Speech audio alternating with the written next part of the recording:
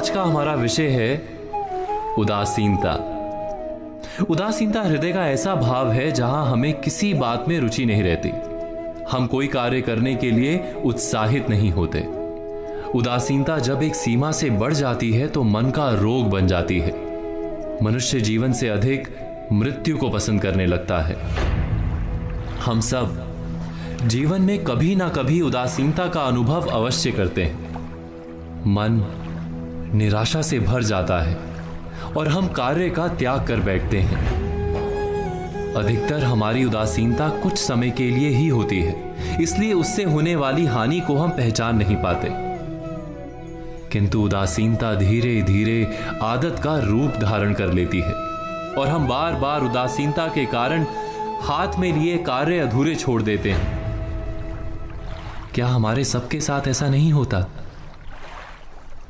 तो वास्तव में उदासीनता क्या है? इसका जन्म कहां से होता है? इससे छूटने का उपाय क्या है? उदासीनता वास्तव में मन की ऐसी स्थिति का नाम है जब हमें अपनी तकलीफों, अपनी कठिनाइयों का कारण बाहर दिखाई देता है। हम कहते हैं कि समाज बुरा है, नौकर या स्वामी गलत है, पति या पत्नी का बर्ताव अनुचित है, जीवन की परिस्थितियां प्रतिकूल है, वक्त हमारा साथ नहीं दे रहा, वगैरह वगैरह। और जब दुख का कारण बाहर होता है तो उसको बदलने का हमारे पास कोई मार्ग नहीं होता।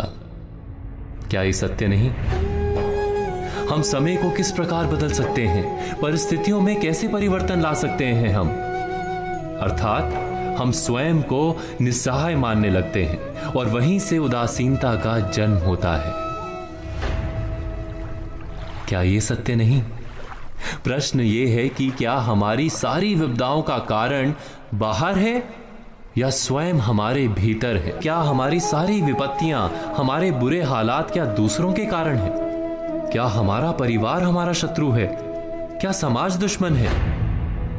या हमारी परिस्थितियां हम स्वयं निर्मित करते हैं? विचार कीजिए। पतझड़ में पत्ते गिरा देने वाली ठंड क्या वृक्ष के साथ दुश्मनी कर रही है?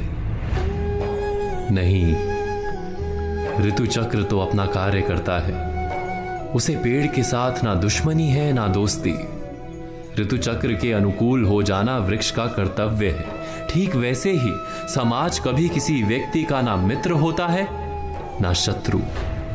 समाज को जिससे लाभ मिलता है, समाज उसका मित्र बन जाता है। अर्थात समाज प्रतिकूल तब बनता है जब हम समाज के प्रतिकूल बनते हैं। वैसा ही व्यक्तियों के बीच में भी होता है।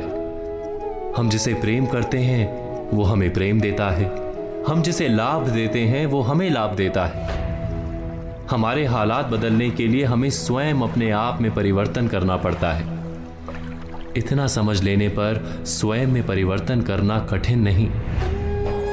अर्थात जीवन में उदासीनता का कोई अपने आप में परिवर्तन करना पर्याप्त है।